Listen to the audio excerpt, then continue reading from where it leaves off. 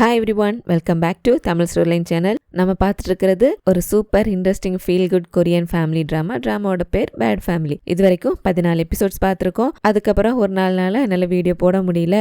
சரி 4 நாளாக வீடியோ போடலையே, அடுத்த எபிசோடு எங்கக்கான்னு கேட்டு யாராவது மெசேஜ் பண்ணியிருப்பீங்கன்னு சொல்லிட்டு பார்த்தேன். பட் யாருமே மெசேஜ் பண்ணலையே, யாருமே ஞாபகம் வச்சுக்காத அளவுக்கு நம்மளோட வீடியோஸ் இருக்குது அப்படிங்கிற மாதிரி தோண ஆரம்பிச்சிருச்சு. இருந்தாலும் நீங்கள் யாரும் என்ன மிஸ் பண்ணலனாலும் நான் இன்னைக்கு உங்களுக்காக 15-16 2 எபிசோடை இன்னைக்கே போட்டு முடிச்சிடலான்னு சொல்லிட்டு ரெடி பண்ணி எடுத்துட்டு வந்திருக்கேன்.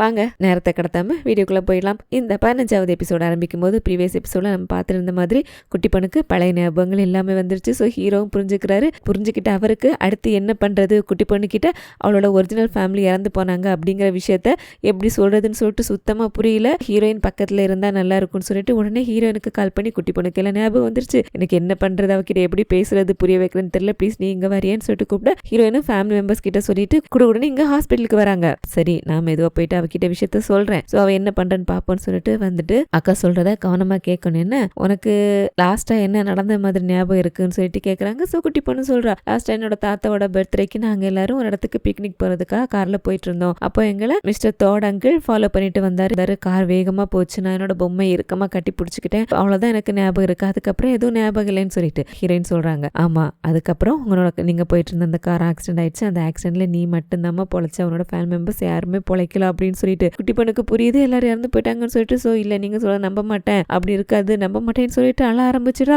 9 வயசு குட்டி பொண்ணு, அவளோட ஃபேமிலி மெம்பர்ஸ் யாருமே திடீர்னு இல்ல அப்படின்னு சொல்லும்போது அதை அவளால ஏத்துக்கவே முடியல. சோ அழுதுட்டு அங்கேருந்து குடுகுன்னு ஓட ஆரம்பிச்சிட்டா. பார்த்துட்டு இருந்த ஹீரோ பின்னாடியே ஓடி வந்து குட்டி பண்ணிக்கிட்டேங்க பாருமா, நான் இருக்கேன், அழாத நான் இருக்கேன்ல, அங்கிள் ஒன்னு பாத்துக்கிறேன், அழாதன்னு சொல்லிட்டு அவளை அப்படியே தூக்கிட்டு நேரா 2 பேரும் வீட்டுக்கு வராங்க. வீட்டுக்கு வந்து எங்க ஃபேமிலி மெம்பர்ஸ் வாசல்ல நின்று இருக்காங்க.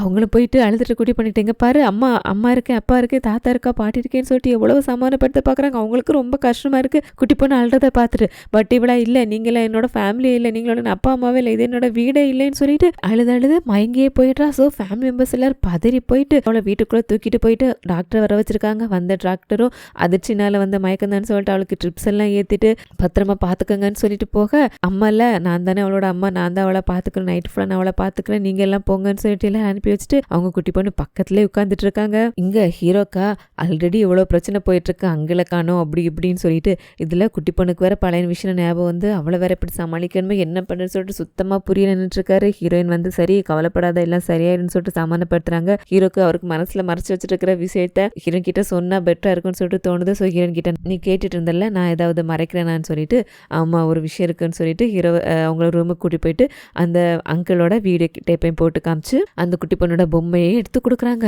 ஹீரோயினுக்கா ஷாக்குடே, என்னடா என்னெல்லாமோ சொல்ற, ஐயோ வில்லன் இவ்வளவு மோசமான இருப்பாருன்னு சொல்லிட்டு நினைச்சே பார்க்கலையே, அவன் தான் குட்டி பொண்ணோட ஃபேமிலியோட சாவுக்கே காரணமா, இப்ப என்ன பண்றதுன்னு சொல்லிட்டு ஹீரோல நடந்தாச்சு, குட்டி பொண்ணோட ஞாபகங்களும் திருப்பி வந்தாச்சு. சோ இனிமே அடுத்து நடக்க வேண்டியதை பாப்போம்னு சொல்லிட்டு அப்படியே வெளியே வராரு. வெளியே வந்தா யாரோ ஒருத்தர் தொப்பி போட்டு மாஸ்க் எல்லாம் வச்சுட்டு மறைஞ்சு நின்றுட்டு இருக்காரு. யாருன்னு போய் பார்த்தா அது வேற யாரும் இல்ல, அங்கிள். ஹீரோவா, அங்கிள் நீங்களா, நீங்க உயிரோட தான் இருக்கீங்களா, உங்களுக்கு எதுவும் ஆகலையா அப்படின்ட்டு. குட்டி பொண்ணுக்கு பழைய விஷயங்கள் ஞாபகம் வந்துருச்சு. அவளோட ஃபேமிலி இறந்து போன நினைச்சு ரொம்ப அழுது இப்பதான் ஒரு வழியே அவளை டாக்டர் கிட்ட காமிச்சு சமாளிச்சு வச்சிருக்கோன்னு சொல்லிட்டு அவங்களுக்கா ரொம்ப சந்தோஷம். அவளுக்கு எல்லாம் ஞாபகம் வந்துருச்சா, அப்ப இனிமே நம்ம செய்ய வேண்டியதுன்னு சீக்கிரமா செஞ்சாங்கன்னு சொல்லிட்டு இப்ப எனக்கு நின்று பேசிருக்கிற டைம் இல்லை, இதான் இப்ப நான் இருக்கிற இடத்தோட போன் நம்பர் எதுவா இருந்தாலும் எனக்கு போன் பண்ணுன்னு சொல்லிட்டு அவரு ஒரு போன் நம்பரையும் கொடுத்துட்டு போக, அப்படி அடுத்த நாள் காலையில விடியுது. குட்டி பொண்ணு இன்னும் கண் முழிக்கல. ஆனா எல்லாரும் அவங்கவுங்களோட வேலையை பார்க்க போகாம இப்படியே வீட்டுல உட்காந்துட்டு இருந்தானா, அதுக்கப்புறம் குட்டி பொண்ணா இவங்க தத்து எடுக்கிறதுக்கான ப்ராசஸ்க்கான அந்த காசு எங்கிருந்து சேர்க்கறது, அதனால பாட்டிமா தான் இப்படி இருந்தா சரியாகாது,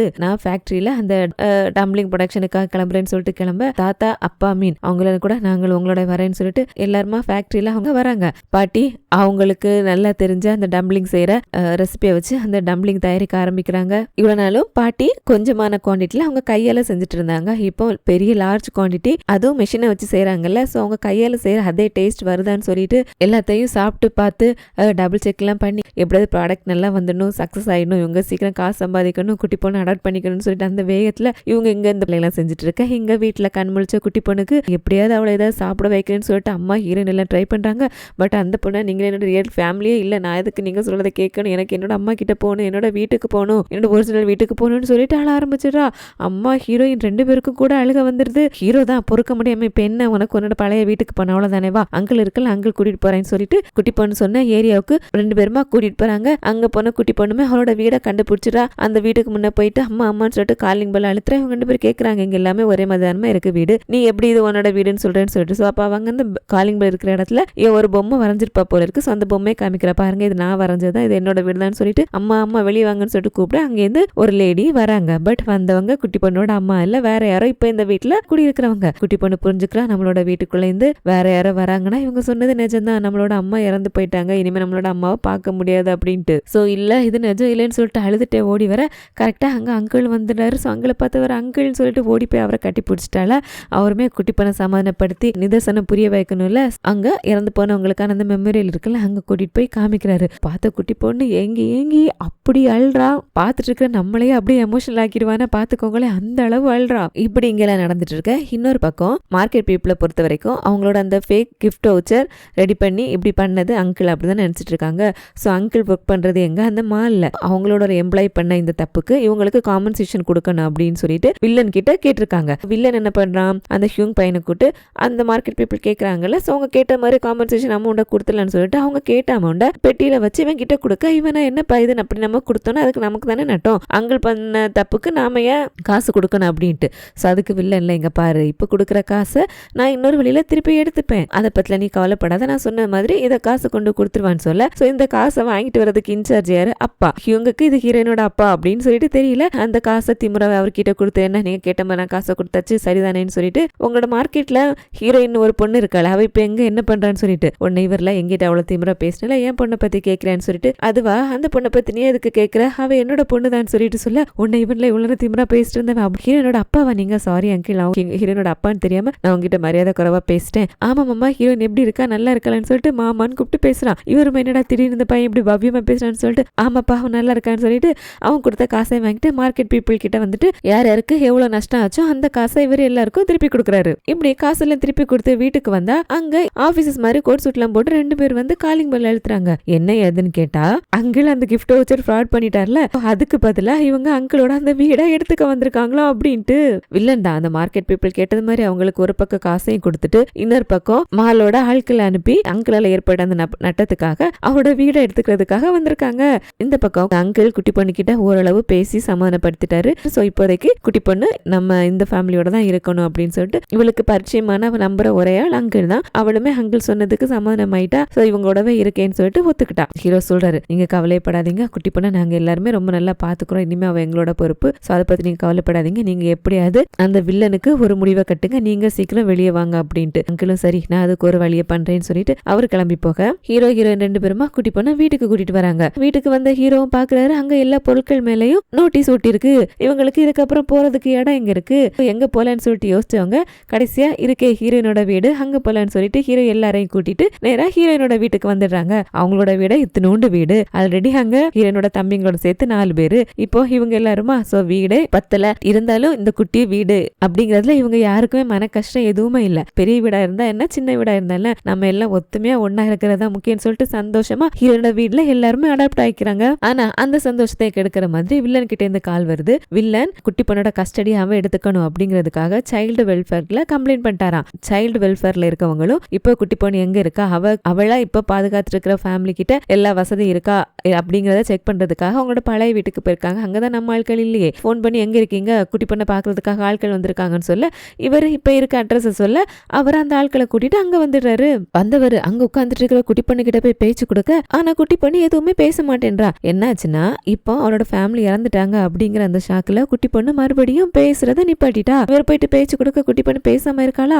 அம்மா தான் வந்துட்டு, இங்க பாருங்க நீங்க எதுக்கு இப்படி தொந்தரவு பண்ணீங்களா, எங்களோட குட்டி பொண்ணுக்கு நிறைய ஸ்ட்ரெஸ்ல இருக்கா, சோ அவளால பேச முடியல, எங்களை தொந்தரவு பண்ணாதீங்களா, இங்க இருந்து போயிடுங்களேன்னு சொல்லிட்டு. பட் அவரா எப்படி வந்த வேலையை விட்டுட்டு போவாரு, போறேன், ஆனா அதுக்கு முன்ன நான் வந்திருக்க ஆட்கள் இங்க இருக்கிற வீடெல்லாம் செக் பண்ணுமேன்னு சொல்லிட்டு அந்த ஆட்கள் செக் பண்ண போறாங்க.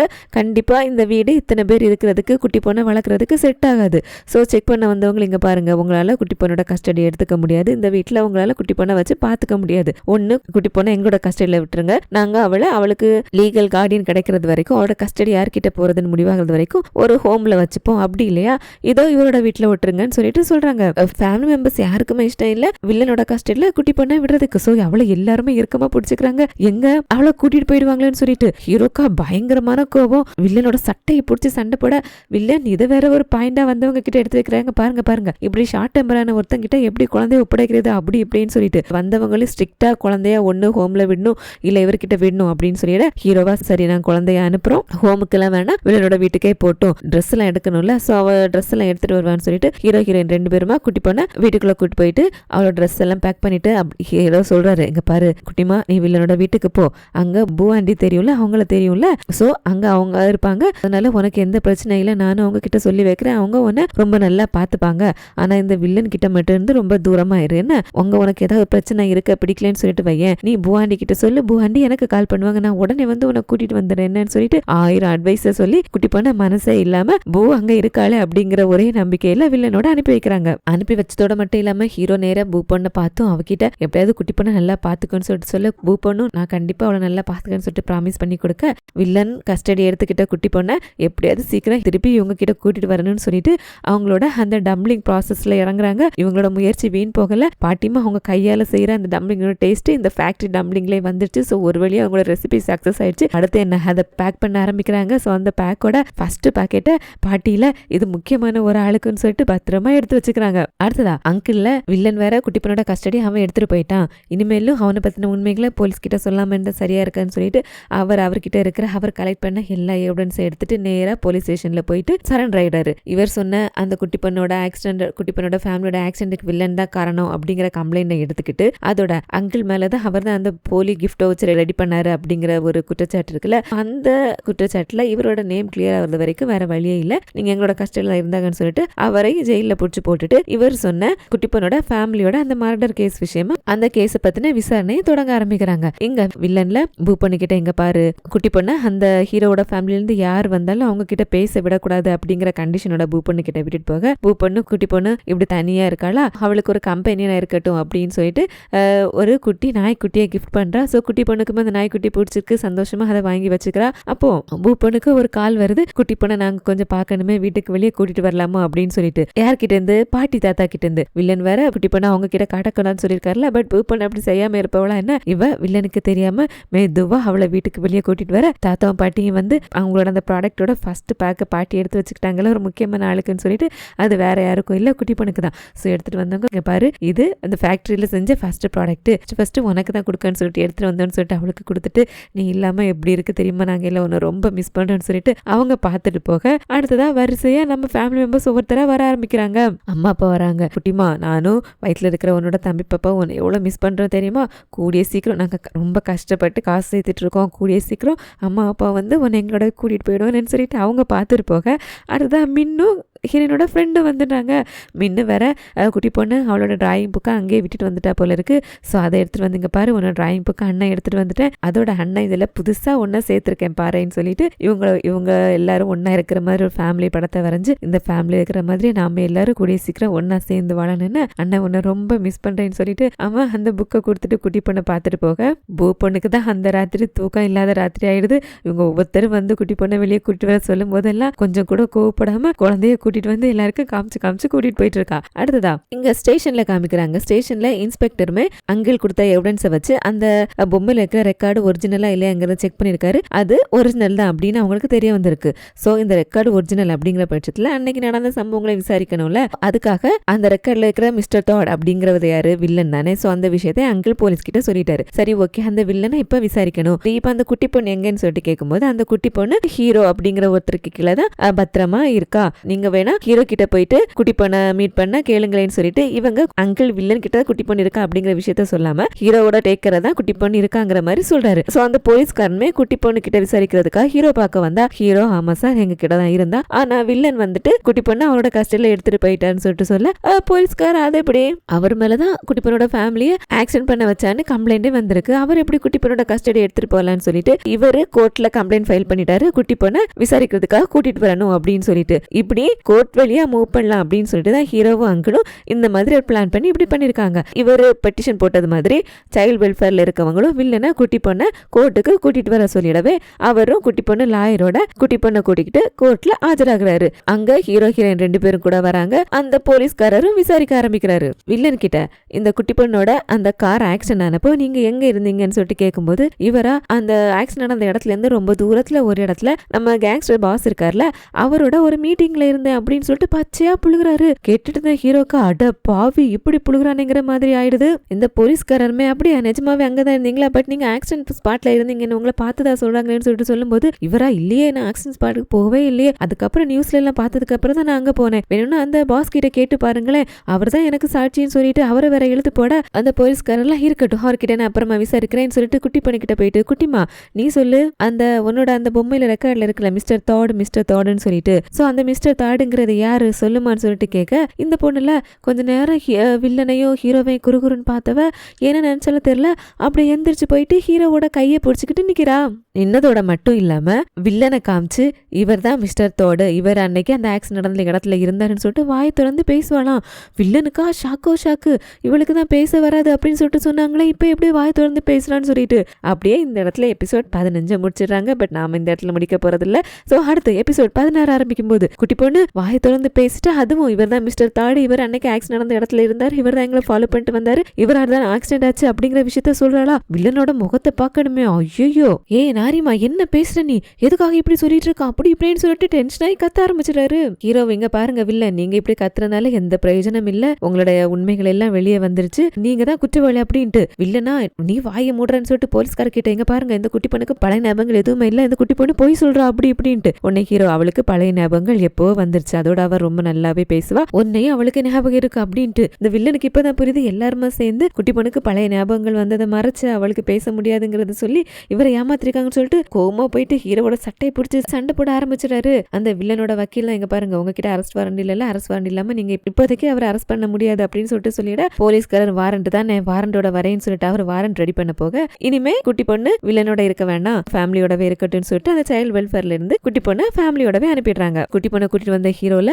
அங்க வந்து அப்பா அம்மா கிட்ட ஹீரோயின் கிட்ட நீங்க குட்டி பொண்ணை வீட்டுக்கு கூட்டிட்டு போங்க, எனக்கு அதுக்கு முன்ன முக்கியமான வேலை இருக்கு அப்படின்னு சொல்லிட்டு இவருக்கு இப்ப கன்ஃபார்ம் பண்ணணும் அந்த கேங்ஸ்டர் பாஸ் கூட தான் ஆக்சிடென்ட் நடந்த அன்னைக்கு வில்லன் இருந்தாரா, அந்த வில்லன் சொன்னது உண்மையா பொய்யா அப்படின்னு சொல்லிட்டு. சோ நேரா பாஸ் கிட்ட கேட்கலான்னு சொல்லிட்டு இவர் அந்த கோர்ட் வாசல்ல இருந்து வெளியே வர இங்க அவசரமா அந்த வில்லனும் கார்ல ஏறி போறத பாக்குறாரு. இவன் எங்க போறான், எப்படியும் அவன் சொன்ன பொய்ய உண்மையாக்குறதுக்காக பாஸ பாக்குறதுக்காக போவான்னு சொல்லிட்டு இவர் என்ன பண்ணிடுறாரு, கேங்ஸ்டர் தம்பி இருக்கான்ல அவனுக்கு கால் பண்ணிட்டே அங்க பாஸ பாக்குறதுக்காக வில்லன் வந்துட்டு இருக்கான், எக்காரணத்தை கொண்டு நான் வரது வரைக்கும் வில்லனை பாஸ பாக்குறதுக்கு அலோவ் பண்ணாத அப்படின்னு சொல்லிட்டு சொல்லிட இவர் சொன்னது மாதிரியே அங்க வந்து சேர்ந்த பாஸ அந்த கேங்ஸ்டர் தம்பியில உள்ள விடாம தடுத்து நிறுத்துறான். இவரா என்னையே அவனை பார்க்க விட அலோவ் பண்ண மாட்டேன், இரு அவனுக்கு கால் பண்ணி உன்னை என்ன பண்ற பாருன்னு சொல்லிட்டு போன் எடுத்து போன் பண்ண போக இவன் போனையும் தூக்கி பிடுங்கி வீசிட்டான். கரெக்டா அந்த இடத்துல ஹீரோ வந்துட்டீங்க பாரு, எங்களை மீறி உன்னால பாஸ பார்க்க போகவே முடியாது, ஃபர்ஸ்ட் நான் பாஸ பார்த்துட்டு வந்துடுறேன்னு சொல்லிட்டு வயிற்றுல அவருக்கு ஒரு எத்து விட்டு அந்த வில்லனை இங்க படுக்கப்பட்டுட்டு நேரா இவர் பாஸ பார்க்க போறாரு. போயிட்டு சொல்லுவாரு இங்க பாருங்க அவர் சொன்னது பொய்ன்னு எனக்கு நல்லாவே தெரியும், அன்னைக்கு அவர் உங்களோட இல்லவே இல்ல,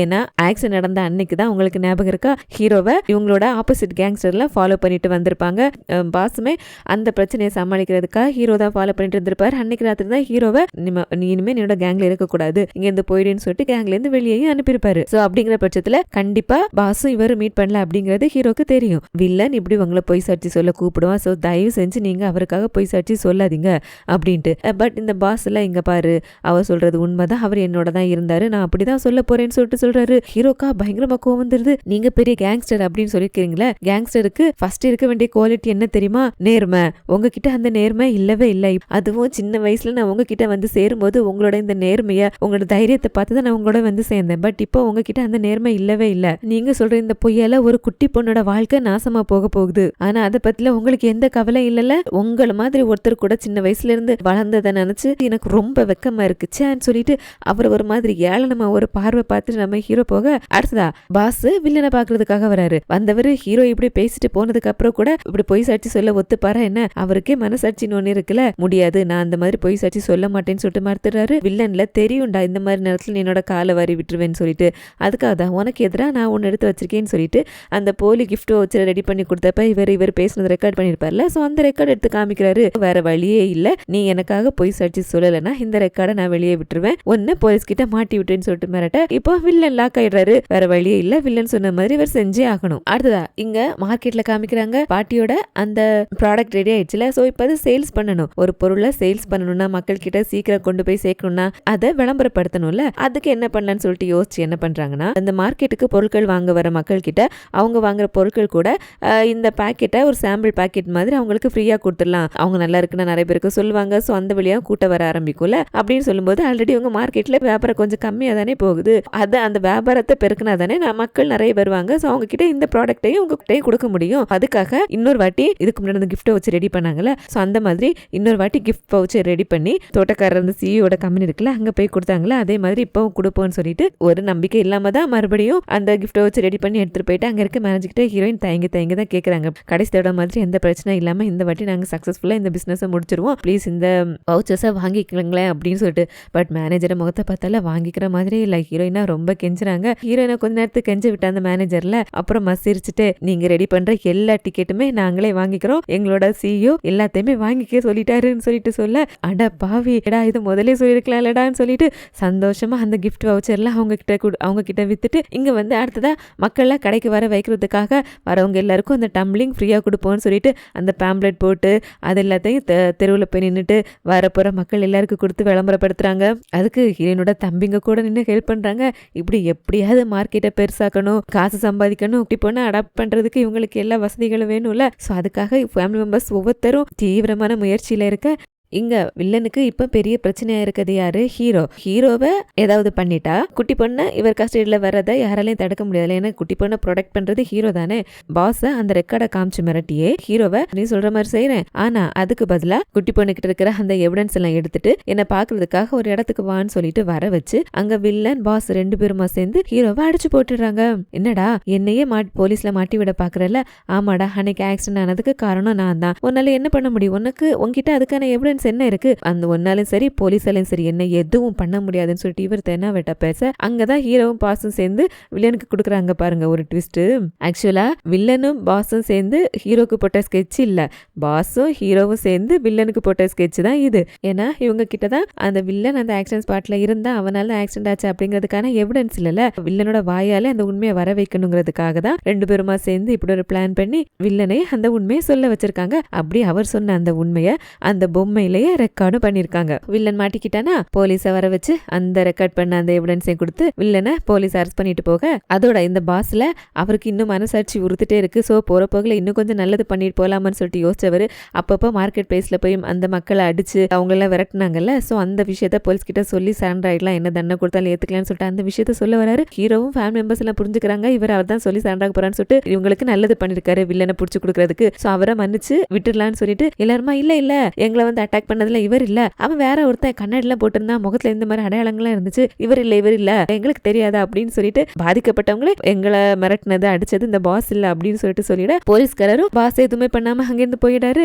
அப்போ அங்க அந்த ஹியூங் வரான், அவனோட அப்பாவெல்லாம் அரெஸ்ட் பண்ணிட்டு போறாங்க. இவனை பொறுத்த வரைக்கும் அவனோட அப்பா நல்லவர், அவன் சொல்றது கேட்டு தானே இவர் இவ்வளவு நடந்துட்டு இருந்தான், இந்த அளவு பண்ணிருப்பாரு அப்படின்னு சொல்லிட்டு அவனுக்கு தெரியாதுல்ல. அவங்க அப்பா அரெஸ்ட் பண்ணிட்டு போறதை பார்த்துட்டு சோகமா இருக்க. சோ அதை நம்ம ஹீரோயின் பாக்குறாங்க. பார்த்துட்டு அவனை ஃபாலோ பண்ணிட்டு போயிட்டு அவங்க கிட்ட ஆறுதலா பேசுறாங்க. உனக்கு எப்போ மனசு விட்டு பேசணும்னு நினைச்சாலும் ஒரு ஃப்ரெண்டா நான் உனக்காக இருக்கேன், நீ என்கிட்ட எப்ப வேணா பேசலாம், கால் பண்ணலான்னு சொல்லிட்டு அவனை சமாதானப்படுத்திட்டு போக, இந்த பையனா தனியா உட்காந்துட்டு ஹீரோயினும் நமக்கு கிடைக்க மாட்டாங்க, அப்பாவும் போலீஸ் பிடிச்சிட்டு போயிட்டாங்கன்னு சொல்லிட்டு அவன் இங்க அவனோட சோகத்தெல்லாம் தனியா உட்காந்து போக்கிட்டு இருக்க. அடுத்ததா ஹீரோக்கு அந்த பூ பொண்ணுகிட்ட அவரோட மனசுல இருக்கிற பூ பொண்ணுகிட்ட இவரோட நிலைமையை தெளிவா சொல்லணும்ல. இவரோட மனசுல அவ இல்ல அப்படின்னு சொல்லிட்டு அவளை மீட் பண்ணி பூ பொண்ணுகிட்ட எனக்கு ஒண்ணு என்னோட மனசுல உண்மையில நீ நினைக்கிற மாதிரி எந்த மாதிரி எண்ணமும் இல்லம்மா, எனக்கு ஹீரோனை தான் பிடிச்சிருக்கு, உனக்கும் எனக்கும் அந்த மாதிரி ரிலேஷன்ஷிப் செட் ஆகாது, நாம 2 பேரும் ஒரு நல்ல ஃப்ரெண்டா இருக்கலாம்னு சொல்லிட்டு அவளுக்கு ஃப்ரெண்ட்ஷிப் கரணிட்ட.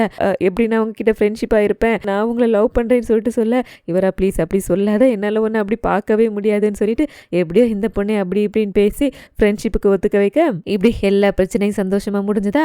அடுத்ததா அந்த கம்பெனியில கொடுத்த கிஃப்ட் வச்சுற அந்த கம்பெனியில உள்ளவங்களும் அவங்களோட எம்ப்ளாயிஸுக்கு கொடுத்துட்டாங்க. அந்த எம்ப்ளாயிஸ் அந்த கிஃப்ட் வச்சுட்டு எடுத்துட்டு வந்து அந்த மார்க்கெட்ல பர்ச்சேஸ் பண்றாங்க. கூட்டம் பிச்சுக்குது. அப்படி பர்ச்சேஸ் பண்றவங்களுக்கு இவங்களோட அந்த டம்ப்ளிங் பேக்கெட்டும் ஃப்ரீயா கொடுக்குறாங்க. பிடிச்சு போனவங்க பாட்டியோட அந்த டம்ப்ளிங்க நிறைய வாங்கிட்டு வர போறாங்க. இப்படி மார்க்கெட்ல ஒரு பக்கம் பிசினஸ் நல்லா போயிட்டு இருக்கு. இங்க மால்ல அந்த வில்லனை தான் போலீஸ் அரெஸ்ட் பண்ணிட்டாங்கல்ல. சோ இப்ப அந்த மாலோட சேர்மனா புதுசா ஒருத்தர் வந்துட்டாரு. அவரு மார்க்கெட் சார்பில் ஹீரோயினை அப்பாவை மீட் பண்றதுக்காக கூப்பிட்டுருக்காரு. இவங்களுக்கு மனசுக்குள்ள பக்குங்குது, எங்க பழைய வில்லன் மாதிரி இவரு மார்க்கெட்டை காலி பண்ண சொல்ல போறாரோ, பிரச்சனை பண்ண சொல்ல போறாரோ, மறுபடியும் முதல்ல இருந்து ஆரம்பிக்கணுமா அப்படின்ட்டு. பட் இவங்களோட நல்ல நேரம் இந்த புது சேர்மனுக்கு இந்த மார்க்கெட்டை காலி காலி பண்ண வச்சுட்டு அங்க மால் கட்டுறதுக்கான எந்த ஐடியாவுமே இல்ல. இவர் என்ன சொல்றாருன்னா 3 மாசத்துல இவங்க அந்த மார்க்கெட்ல 80% ஷாப்ஸ் ஃபில் பண்ணிட்டாங்கன்னா அங்க மால் கட்டுறதுக்கான பிளானை மொத்தமா டிராப் பண்ணிடுவாங்களா, மாலை வேற எங்கேயாவது பார்த்து கட்டிப்பாங்களா அப்படின்னு சொல்ல இவங்களுக்கு ரொம்ப சந்தோஷம். அவ்வளவுதானே 3 மாசத்துல 80% ஷாப் தானே, கண்டிப்பா நாங்க கொண்டு வந்துடுறோம்னு சொல்லிட்டு சந்தோஷமா அவங்க கிட்ட பேசிட்டு இங்க மறுபடியும் மார்க்கெட்ல வந்து இங்க பிசினஸ் நல்லா போயிட்டு இருக்கா. அப்போ அங்க ஹீரோனோட ஃப்ரெண்டுல மைக்ல அனௌன்ஸ் பண்ணிட்டு இருக்காளா. அப்போ அங்க வந்த ஒருத்தர் ஏதோ அந்த டெலி ஷாப்பிங் எல்லாம் பண்ணுவாங்கல்ல, அந்த ஷோவோட ப்ரொடியூசர் போல இருக்கு. ஹீரோனோட ஃப்ரெண்டு அனௌன்ஸ் பண்றதை பார்த்துட்டு உன்னோட அந்த அனௌன்ஸ்மெண்ட் ஸ்டைல் எனக்கு ரொம்ப பிடிச்சிருக்கு, எங்களோட ஒர்க் பண்றதுக்கு வரீங்களான்னு சொல்லிட்டு அவரோட விசிட்டிங் கார்டை கொடுக்க ஹீரோ கூட அங்க இருக்கிற மார்க்கெட் பீப்புளுக்கு ஓடி ஓடி ஹெல்ப் எல்லாம் பண்ணி கொடுக்குறாரு. மார்க்கெட் பிஸியா ரன் ஆக ஆரம்பிக்குது. எல்லாருமே ரொம்ப சந்தோஷமா இருக்காங்க. மார்க்கெட்ல இருக்கிற ஷாப்ஸ் எல்லாம் வியாபாரம் பண்றதுக்கு கூட வியாபாரிகள் எல்லாம் கொஞ்சம் கொஞ்சமா வந்துட்டு இருக்காங்க. இந்த வேகத்துல போச்சுன்னா 3 மாசத்துல அவங்க சொன்னது மாதிரி 80% ஷாப்ஸ் எல்லாம் ஃபில் ஆயிடும். சோ மார்க்கெட்டுக்கு இனிமே எந்த பிரச்சனையும் வராதுன்னு சொல்லிட்டு எல்லாரும் சந்தோஷமா இருக்காங்க. அடுத்ததா இன்னொரு சின்ன பிரச்சனை வருது. என்னன்னா அங்கிள் ஹீரோக்கு கொடுத்த ப்ராஜெக்ட்ல ஹீரோவும் ஃபேமிலி மெம்பர்ஸும் ஜெயிச்சிட்டாங்கல்ல, குட்டி பொண்ணுக்கு மெமரி திரும்ப வந்துருச்சு, வில்லனுக்கும் தண்டனை கிடைச்சிருச்சு. இதோட இவங்களோட இந்த ப்ராஜெக்டும் முடியுதுல. சோ அதுக்கான ஃபைனல் பேமெண்ட்டையும் கொடுத்துட்டு குட்டி பொண்ணை இனிமே நானே பாத்துக்கிறேன், நீங்களாம் உங்களோட வேலையை பார்க்க அப்போங்களான்னு சொல்லிட்டு சொல்லிடுறாரு. ஹீரோக்கு மனசுக்குள்ள ஐயோங்கிற மாதிரி ஆயிடுது. இதே மாதிரி ஒரு ரெஸ்டாரண்ட்ல டேபிள்ல உட்காந்துட்டு ஒரு குட்டி பொண்ணை பாத்துக்கணும், ஃபேமிலி மெம்பர்ஸ் ரெடி பண்ணணும் அப்படிங்கிற மாதிரி இந்த ப்ராஜெக்ட் பத்தி சொல்லும் போது ஹீரோ என்ன எதுன்னு ஐடியா இல்லாம காசுக்காக வந்தாரு. பட் இப்போ அவருக்கு பணத்தை விட ஃபேமிலி குட்டி பொண்ணு முக்கியமாயிட்டார்ல. ஐயோங்கிற மாதிரி கனத்த இதயத்தோட வீட்டுல வந்துட்டு அவங்களுக்கான பேமெண்ட்ஸ் எல்லாம் கொடுத்துட்டு இந்த விஷயத்த சொல்றாரு. எல்லாரும் உடனே கிளம்பணும் அப்படின்னு சொல்லிட்டு இவங்க எல்லாருக்கும் கூட போறதுக்கு இஷ்டமே இல்லை. என்னதான் குட்டி பொண்ணு கிட்ட பாசமா உண்மையான தாத்தா பாட்டி அப்பா அம்மா மாதிரி பழகிட்டாலும் அவளுக்கு ரத்த சம்பந்தம் உள்ளது அங்கிள். அவர்கிட்ட குட்டி பொண்ணை ஒப்படைச்சுக்கிட்டு இவங்க அவர் சொன்ன போய் தான் ஆகணும். ஏன்னா இது அவரு கொடுத்த வேலை தானே. எல்லா வாட்டியும் அவங்களோட இந்த வேலைக்கு காசு எப்ப கிடைக்கும்னு சொல்லிட்டு சந்தோஷமா காசை எதிர்பார்க்கிறவங்க இந்த வாட்டி ஐயோன்னு கஷ்டமா அந்த காசை வாங்கிக்கிறாங்க.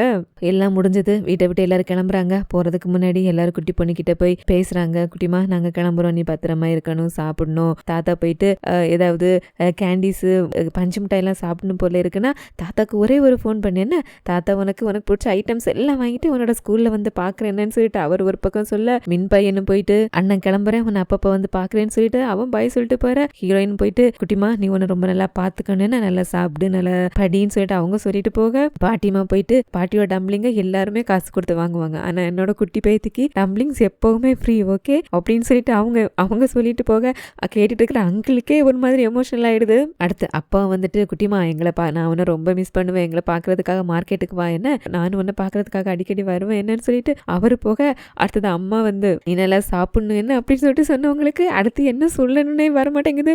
ரொம்ப எமோஷனல் ஆயிடுறாங்க. ஸோ அவளோட கையில ஒரு முத்தம் கொடுத்துட்டு அவங்களும் ஓரமா போய் சோகமா நின்னுட. அடுத்து லாஸ்டா ஹீரோவோட முறை வந்தவர், நாரிமா ஐ லவ் யூ அங்கிள் ஒன்னு ரொம்ப லவ் பண்றேன் அப்படின்னு மட்டும் சொல்லிட்டு அவளுக்கு பாய் சொல்லிட்டு எல்லாரும் சோகமா அப்படியே வீட்டை விட்டு வெளியே வராங்க. ஸோ வந்து அவங்க பின்னாடியே ஓடி வந்த குட்டி பொண்ணும் யாரும் போகாதீங்க நில்லுங்க, என்னை விட்டு போகாதீங்க, அம்மா அப்பா நில்லுங்க, தாத்தா பாட்டி நில்லுங்க, சித்தப்பா நில்லுங்க, அண்ணன் நில்லுங்க, அக்கா நில்லுங்க, ப்ளீஸ் என்னை விட்டு போகாதீங்க அப்படின்னு சொல்லிட்டு அழுதுட்டே சொல்றா. ஸோ எல்லாருமா குட்டி பொண்ணு நாங்க போக வேணாமா எங்களோடவே நீ இருக்கேன்னு சொல்லிட்டு வாவான்னு சொல்லிட்டு அவளை எல்லாரும் சந்தோஷமா தூக்கிட்டு வாங்க, அதான் குட்டி பொண்ணை கூப்பிட்டுட்டால வாங்க இனிமே எல்லாருமே நாம எல்லாரும் ஒரே ஃபேமிலி ஒன்னாவே இருக்க போறேன்னு சொல்லிட்டு வீட்டுக்குள்ள போக அங்களுக்கு தாங்க ஒண்ணுமே புரியல என்னடா நடக்குதுங்கிற மாதிரி அவர் முழிச்சிட்டு நின்று இருக்க. ஒரு வழியா குட்டி பொண்ணு இந்த ஃபேமிலியை அவளோட சொந்த ஃபேமிலியை அக்செப்ட் பண்ணிக்கிட்டா. ஸோ அவங்களோடவே நீ இருக்க போறதா முடிவும் எடுத்துட்டா. நாட்கள் போகுது. ஒரு டெலி ஷாப்பிங் ப்ரொடியூசர் ஹீரோன் ஃப்ரெண்டு கிட்ட விசிட்டிங் கார்டுல கொடுத்திருந்தார்ல, அந்த டெலி ஷாப்பிங்கை யூஸ் பண்ணி ஹீரோனோட ஃப்ரெண்டு ஹோஸ்ட் பண்ண பாட்டிமா உட்கார வச்சு அவங்களோட டம்பிளிங்க விளம்பரப்படுத்தி ஆன்லைன்லயே வியாபாரமும் பண்றாங்க.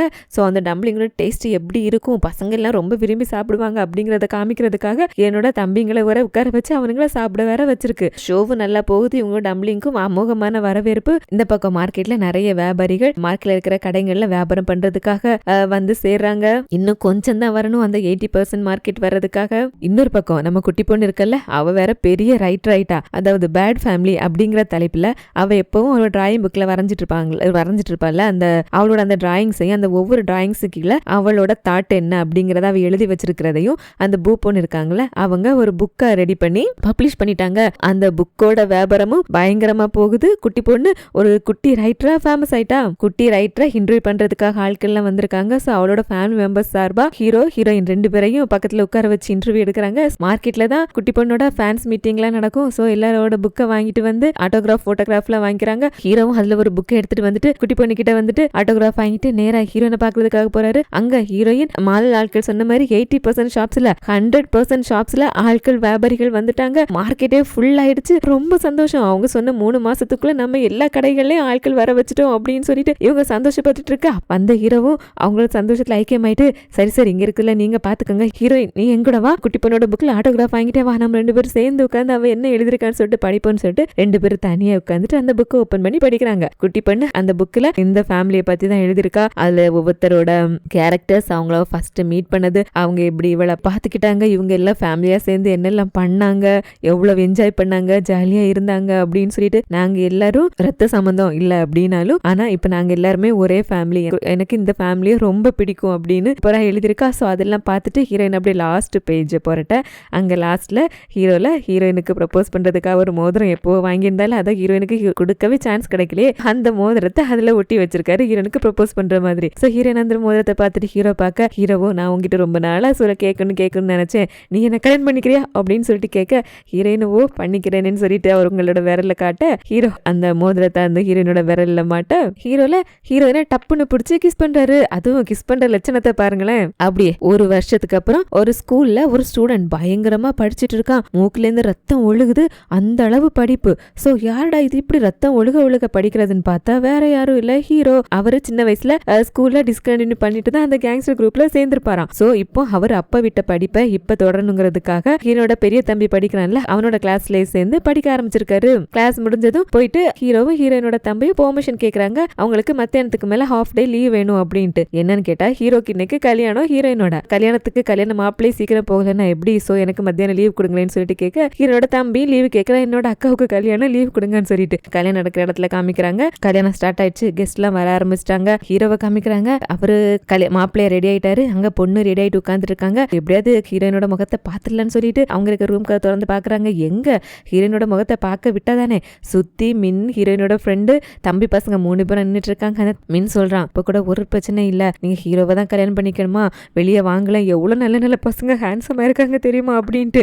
இதை கேட்ட ஹீரோ, அட பாவீங்களா, விட்டா இவனுங்க கல்யாணத்தை இன்னைக்கே நிறுத்தி ஊத்தி முடிடுவானுங்க, டே போங்கடா இல்ல வெளியே போங்கடா, என்னோட பொண்ணு நான் பாக்குறேன்னு சொல்லிட்டு எல்லாரும் அடிச்சு துரத்திட்டு அப்படியே திரும்பி ஹீரோயினை பாக்குறாங்க. பார்த்த ஹீரோவா அசந்து போயிடுறாரு. ஐயோ ஹீரோயின் எவ்வளவு அழகா இருக்கான்னு சொல்லிட்டு அவருக்கு பேச்சே வரல. அப்படியே வாயும் பொழந்துட்டு ஹீரோயின் பக்கத்துல அவங்க உட்காந்துட்டு, ஹீரோயின் எவ்வளவு அழகா இருக்கு தெரியுமா, என்ன கல்யாணம் பண்ணிக்கிறதுக்கு ரொம்ப தேங்க்யூ, இப்படி ஒரு பொண்ணு என்னோட வாழ்க்கையில வருவா, நான் எல்லாம் கல்யாணம் பண்ணிப்பேன் நினைச்சே பாக்கலன்னு சொல்லிட்டு தேங்க்யூ எல்லாம் சொல்றாரு. ஹீரோயினும், நீயும் என்ன கல்யாணம் பண்ணிக்கிறதுக்கு நானும் உனக்கு தேங்க்யூ சொல்றேன், தேங்க்யூன்னு சொல்லிட்டு கல்யாணம் பண்ணிக்கிறதுக்கு ரெடி ஆயிட்டு இருக்க. கல்யாணம் தான் ஸ்டார்ட் ஆயிடுச்சு. அந்த கேங்ஸ்டர் தம்பி பையன் இருக்கான்ல, அவன் தான் அனௌன்ஸ் பண்றான், இப்போ மணமகனோட என்ட்ரி, மாப்பிள்ளை வாங்கன்னு சொல்லிட்டு சொல்ல, அங்க மாப்பிள்ளைய காணோம். என்னடா இது மாப்பிள்ளைய காணோன்னு சொல்லிட்டு எல்லாரும் அரசல் புரசலா பேச ஆரம்பிக்க, மின் பையன் குடுகுடுன்னு ஓடி வந்து அவனோட காதுல என்னமோ சொல்றான். அது ஒண்ணு இல்ல, மாப்பிள்ளை கொஞ்சம் டென்ஷனா இருக்காரா, அதான் சுச்சு போயிருக்காரு, இப்ப வந்துருவான்னு சொல்லிட்டு பகிரங்கமா சொல்ல எல்லாரும் சிரிக்க ஆரம்பிக்க கரெக்டா ஹீரோ வந்து சேர்றாரு. அடுத்ததா பொண்ணோட என்ட்ரி. சோ பொண்ணை கூப்பிடுறதுக்காக அவங்களோட அப்பா யாராவது போகணும்ல, ஹீரோயின் யார் வருவாங்கங்கிற மாதிரி வெயிட் பண்ணிட்டு இருக்காங்க. அங்க அப்பா தான் வராரு. வந்தவர், என்ன அப்படி பாக்குற, நான் தானே உன்னோட அப்பா, நீ என்னோட பொண்ணு தானே, அப்பாவோட கடமை தன்னோட பொண்ணை இங்க இன்னொருத்த கையில புடிச்சு கொடுக்கும்போது வழி நடத்தி கூட்டிட்டு போறது, உன்னோட அப்பாவா இன்னைக்கு நான் வந்திருக்கேன், என்னோட பொண்ணு இன்னைக்கு ரொம்ப அழகா இருக்கா, வா போலான்னு சொல்லிட்டு ஹீரோனோட கையை பிடிச்சு கூட்டிட்டு வராரு. ஹீரோனுக்கா ரொம்ப ஒரு மாதிரி எமோஷனல் சந்தோஷமாயிடுது. அவங்களோட கையை பிடிச்சிட்டு அப்படியே நடந்து வராங்க. கல்யாணத்துக்கு ஒருத்தர் விடாம எல்லாரும் வந்திருக்காங்க. மார்க்கெட் பீப்புள், பாஸ், அங்கிள், பூ பொண்ணு, ஹியூங்குன்னு சொல்லிட்டு ஸோ எல்லாருமே கை தட்டி ஹீரோயினை வரவேற்கிறாங்க. அப்பாவும் ஹீரோயினை கூட்டிட்டு வந்துட்டு ஹீரோவோட கையில ஒப்படைச்சிட்டு அவர் போக அப்படியே நல்லபடியா 2 பேருக்கும் கல்யாணமும் நடந்து முடியுது. முடிஞ்சதும் 2 பேருமா போயிட்டு ஃபேமிலி மெம்பர்ஸா இருக்கிற பெரியவங்க கிட்ட எல்லாம் ஆசீர்வாதம் வாங்கிக்கிறாங்க. அடுத்ததா எல்லாரும் கிஸ் பண்ணுங்கன்னு சொல்லிட்டு கத்த ஆரம்பிக்க, ஹீரோக்கா வெக்க தாங்கல, டே சும்மா இருங்கடா அதுல வேணாம் அப்படின்னு சொல்லிட்டு எல்லாரும் அதட்ட ஹீரோயின் போயிட்டு அவரோட கன்னத்துல கிஸ் பண்ணிட்டு அவங்க வெக்கப்பட்டு சிரிக்க, இவரா ஹுரே ஹுரேன்னு சொல்லிட்டு கத்த ஆரம்பிச்சிடுறாரு. அவ்வளவுதான், அந்த இடமே அமளி துமளி படுது. சோ உடனே ஹீரோ சந்தோஷத்துல ஹீரோயினை அப்படியே தூக்கி சுத்த ஆரம்பிச்சிட்டாரு. அப்படியே கல்யாணம் எல்லாம் முடிஞ்சு கெஸ்ட் எல்லாம் சாப்பிட்டு எடுத்துட்டு போக மண்டபமே காலியா இருக்கு. மீதி இருக்கிறது ஃபேமிலி மெம்பர்ஸ் மட்டும்தான். சோ ஹீரோயின் அப்படியே ஹனிமூனுக்கு கிளம்புறாங்க. சரி ஓகே நாங்க ஹனிமூனுக்கு கிளம்புறோம், போயிட்டு வரான்னு சொல்லிட்டு ஹீரோட கையை முடிச்சுட்டு போலான்னு போகும்போது ஃபேமிலி மெம்பர்ஸ் எல்லாம், ஹீரோ இல்ல எங்க தனியா போற, நீ என்ன சொல்லியிருக்கிற, நாம ஃபேமிலி மெம்பர்ஸ் ஆகிற வரைக்கும் ஒன்னா தான் இருக்கணும், எங்க வேணா ஒன்னா போகணும் தானே சொல்லியிருக்க, ஸோ ஹனிமூனுக்கு நீ மட்டும் போக போறது இல்லை, நாங்கள் எல்லாரும் கூட வரப்போறோம் அப்படின்ட்டு. ஹீரோவா, என்னது எல்லாரும் வர போறீங்களா, செல்லாது நாங்கள் மட்டும்தான் போவோம்னு சொல்ல, குட்டி பொண்ணு கூட விட மாட்டேன்டானே எங்க சித்தப்பா, இது போங்காட்டம், நாம எல்லாரும் ஒன்னா தான் இருக்கணும், நாங்களும் உன் கூட வந்தே தீருவோம்னு சொல்லிட்டு உன்னை ஹீரோயின் இப்படியே விட்டா சரியாகாது, வா நம்ம ஓடிடலான்னு சொல்லிட்டு ஹீரோனை கூட்டிட்டு அங்கேருந்து ஓட ஆரம்பிக்க, ஃபேமிலி மெம்பர்ஸ் பிடிங்கடா அவங்களன்னு சொல்லிட்டு துரத்த ஆரம்பிக்க, அப்படியே இந்த இடத்துல இந்த சூப்பர் இன்ட்ரெஸ்டிங் ஃபீல் குட் ட்ராமாவான பேட் ஃபேமிலி முடியுது. இந்த ட்ராமா எப்படி இருந்தது? என்ஜாய் பண்ணீங்களா? நான் இந்த ட்ராமா பார்க்கும்போது நான் ரொம்ப என்ஜாய் பண்ணேன். ஸோ அதான் சூப்பரான இந்த ட்ராமாவை உங்களுக்கும் சொல்லணும்னு சொல்லிட்டு எடுத்துட்டு வந்தேன். சொல்லி முடிச்சிட்டோம். ஸோ நீங்கள் என்ஜாய் பண்ணிருப்பீங்க அப்படின்னு நம்புறேன். என்னோட வீடியோஸ் உங்களுக்கு பிடிச்சிருந்துச்சா மறக்காம லைக் பண்ணுங்க. என்னோட சேனல் சப்ஸ்கிரைப் பண்ணாம பாக்குறீங்களா? Please do subscribe Tamil story line channel. Good night.